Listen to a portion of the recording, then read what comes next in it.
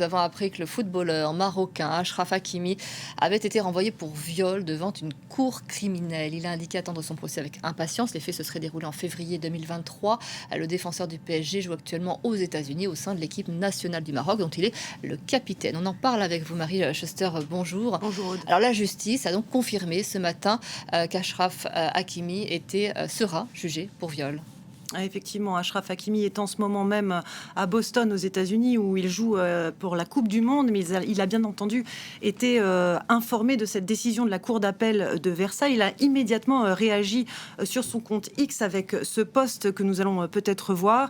Il y dit: la justice m'a regardé dans les yeux et m'a dit si vous n'étiez pas connu, il n'y aurait jamais eu d'affaire. Achraf Hakimi qui dit être devenu une cible facile et dit aussi attendre ce procès depuis le premier jour pour pouvoir parler. Alors, pour revenir sur cette affaire, en février dernier, le parquet de Nanterre avait renvoyé Achraf Hakimi devant la cour criminelle des Hauts-de-Seine pour des faits qui se seraient déroulés en 2023. Achraf Hakimi et la plaignante se seraient donné rendez-vous au domicile du footballeur. Et c'est durant cette soirée que les choses auraient dégénéré entre ces deux jeunes âgés de 24 ans, faut-il le rappeler. Elle aurait laissé plusieurs messages alarmants à l'une de ses amies au cours de la soirée pour expliquer la situation. Des SMS comme il est en train de me violer, c'est grave. Rapidement, elle se rend au commissariat, elle explique aux policiers qu'elle s'est vue imposer une pénétration digitale qui est constitutif du viol en France, mais qu'elle n'était pas encore prête à porter plainte. Toujours est-il que la juge d'instruction qui a été mandatée pour ce dossier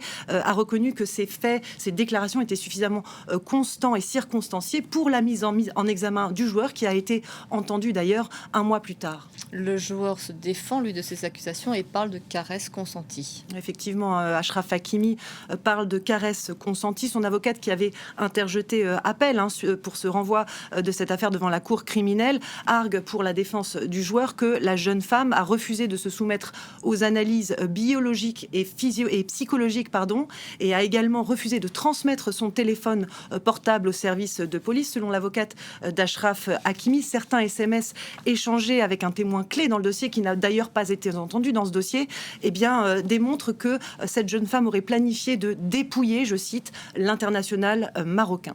Un procès qui pourrait avoir, quoi qu'il en soit, des conséquences sur sa carrière ?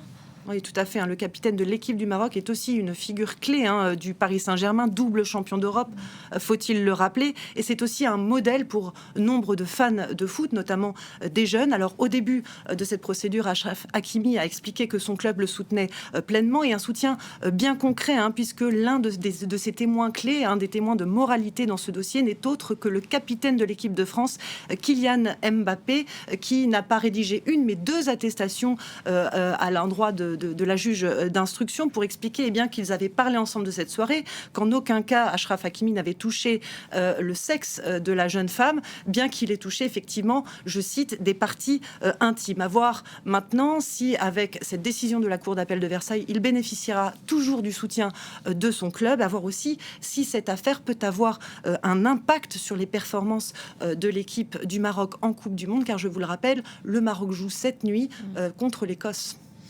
Je vous remercie beaucoup, Marie. Merci d'être venue nous en parler. On en vient